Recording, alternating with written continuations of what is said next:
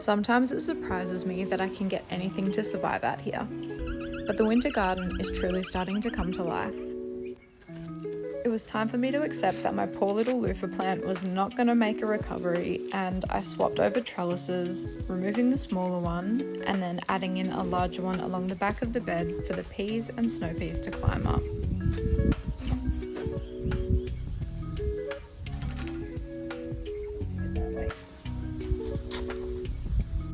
While this bed's looking a little bit empty and awkward at the moment, over the coming weeks it'll transform as things start to grow.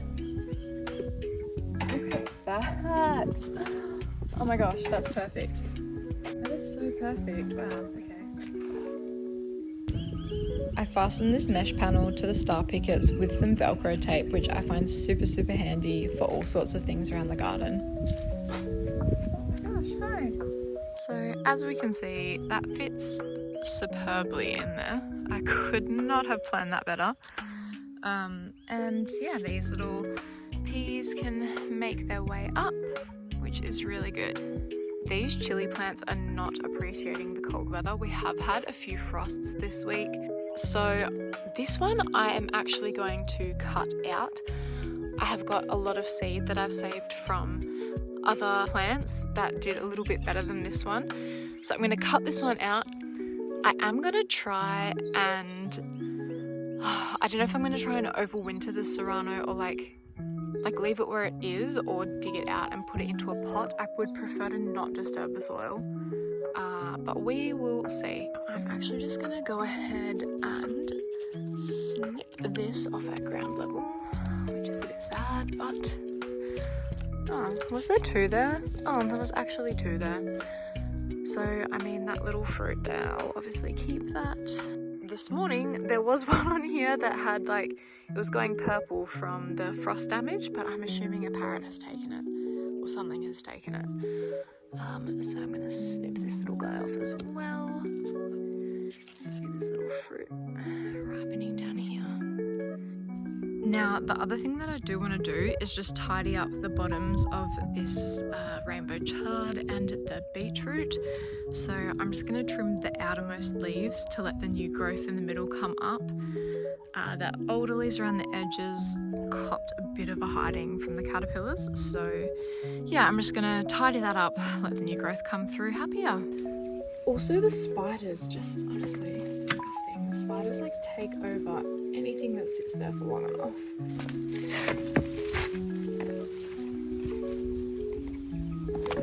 Also, yeah, I don't have gardening secateurs, so I just use these Nipex wire cutters that were sitting in my car for ages from the last time I was pulling down fences.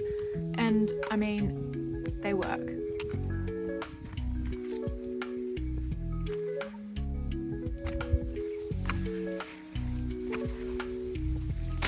Obviously, I have quite a lot of oats and things coming up in my garden beds because I did put quite a thick layer of oat and hay down as mulch during summer. It was the only thing I had on hand, so I used it, and I mean, I'm a farmer, so I don't care if there's oats coming up in my garden. It doesn't bother me at all. Also, if you're not gardening in your outside slippers with your cat, are you really living? The cayenne is starting to get a little bit touched up by the frost. As you can see, that's quite floppy and I don't think it's going to recover, but we'll see. I am going to grab this one here. Gosh, it's quite a big one actually. Look at that, they are so beautiful. Every time I pick one, I'm just honestly in awe. They look almost shimmery and metallic. And I have one little serrano here. It's going red. See what I mean about spiderwebs? Everywhere. Now I'm going to come in and do the same thing again with this perpetual spinach. There's a lot of damaged leaves here that have been half eaten by caterpillars. I'm just going to come through, tidy up most of the bigger, older leaves. I'm not sure how long this will grow with the colder weather. I'm assuming it will keep going, but yeah, I just want to give it a good hack back, let some more light in. There's a lot of violas that self-seeded in this bed, so I was hoping to actually let them flower so I could see what varieties had come up, but I don't know if I'm going to be able to let it get that far. But I do need some more light coming into here, so I'm going to just give that a tidy up.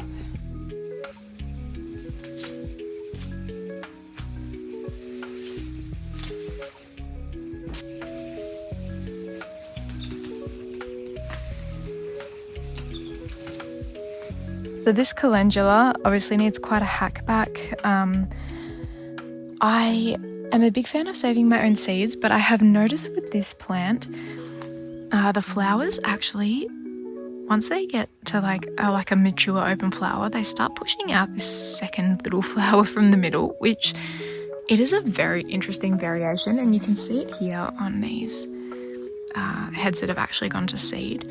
They've got these tiny little new flower heads that they've pushed out. I don't particularly want to save seed from that. I don't like that trait. It's ugly to me. It's very cool, but it is ugly to me.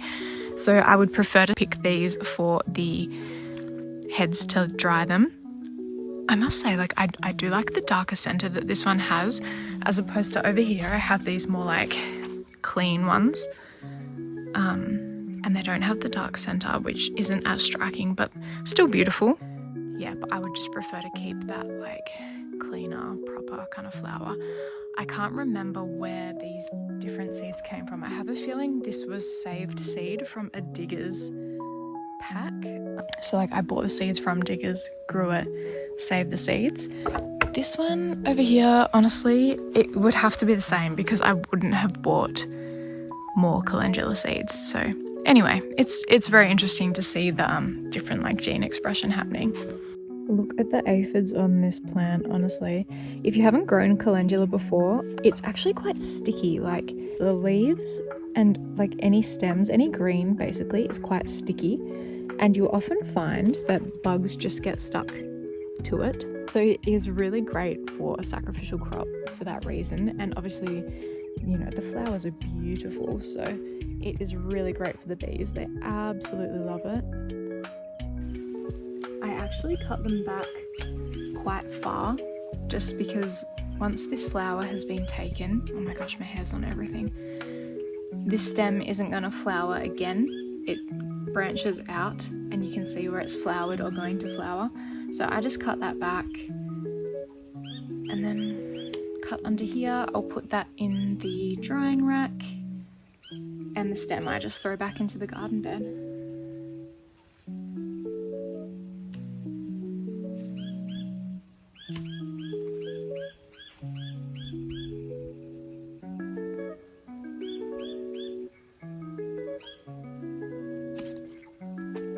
I was rapidly running out of light while trying to film. Now that it's winter, it gets dark by about 5 o'clock, so I came out the next morning to finish off the jobs that I had to do.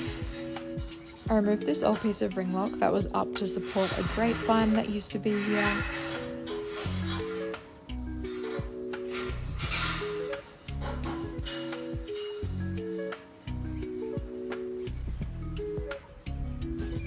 I then went and gave this scraggly little calendula a trim back and removed any of the heads that had gone to seed.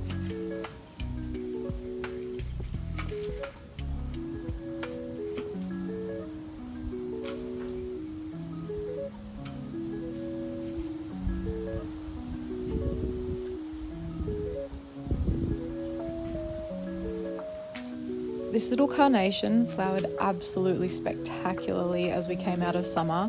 It just really needed a deadhead. I've noticed it started to struggle with the cold, so just taking the stress off of it by removing the old flowers. I'm not too sure if it will push out another flush now that it's getting cold, but we'll see. I added this little support to the in-ground bed just to give the piece something to climb up. I actually made it out of sunflower stems. Oh my gosh. There's a little pea on there. Now, this garden bed, basically the only reason it's here and it has things in is because I'm trying to get into the clay. The ground's super compacted and hard, and everything I've planted in here should try its best to get some roots down. I did just throw some bags of compost on top, but you can tell everything is quite stunted in its growth. It's not particularly happy, and that would purely just be because the ground beneath them is absolutely awful. But this is the very first round of trying to do something with this soil, so it's only going to get better. Just to give you a bit of an idea, we've got this little turnip here that's actually really thriving, which makes me so excited. We've got these kale plants coming up. These beans, one was like a smaller fava bean and one was a bigger broad bean. They are growing very slowly, and I don't think they're going to be very happy, just because it's incredibly hard for them to get their roots down. So there's a lot of native grasses, barley grass coming up, a few succulent kind of salt bushy things. But despite everything, the peas are trying their best. Honestly, the kale's impressing me, and I think that would probably be something that's going to be the most successful. This is actually all coriander that's come up. I personally love it, so that's very cool. But you can see here there is a little bit of frost damage on it now because it is getting so cold.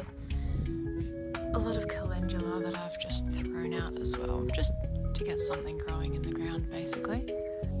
Here we can see the beans, the big like fava beans and broad beans aren't thrilled, and they do need a water, which I will do shortly. Also, my super makeshift fence around this is because we have an astronomical rabbit problem, especially because it is so dry and there's not a lot of food around for them, so they were just coming in and obliterating everything. Hence this very rustic makeshift fence. Are these not so beautiful? I'm absolutely obsessed with them. Look at the little white ones. Sorry, spider, I just completely wiped out your web there. My grandparents actually had these sprinkled around their property when I was a kid, and that is why I wanted to grow them, because they come back every year and they're just like a little fairy garden, all the different colours. I think they're magical. I'm super happy with how these little carrots are going. They've got their fluffy leaves now. I'm sure there's a proper name for them, but to me they just look like fluffy leaves. I'm super duper excited to see what these do. First time carrot grower, don't really love carrots, but I'm very excited. This one is just an heirloom mix of carrots, a little bit slower to pop up and grow, but it's interesting to watch the different rates that things grow at.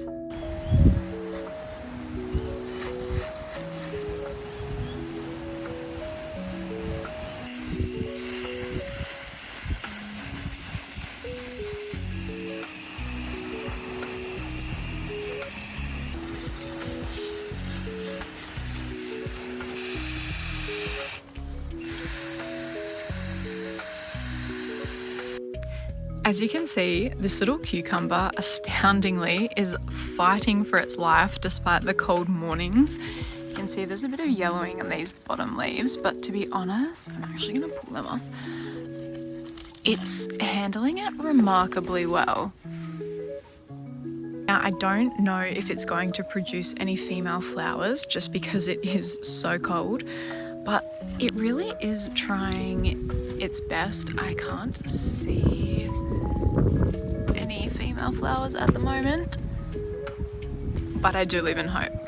Also, I know a lot of people aren't actually a fan of nasturtiums, but I love them. I love their little lily pad looking leaves. I love the flowers.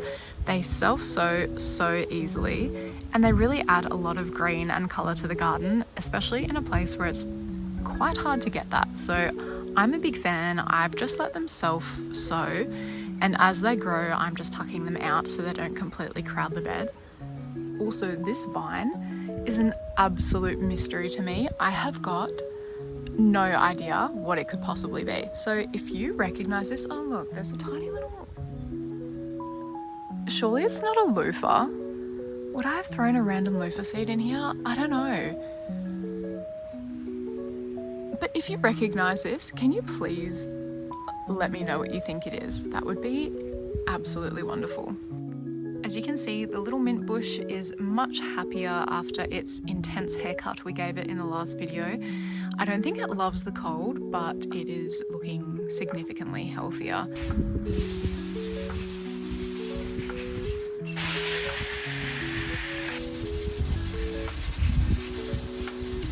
I wanted to say a huge thank you for watching another one of my videos. I'm really looking forward to where this journey takes me.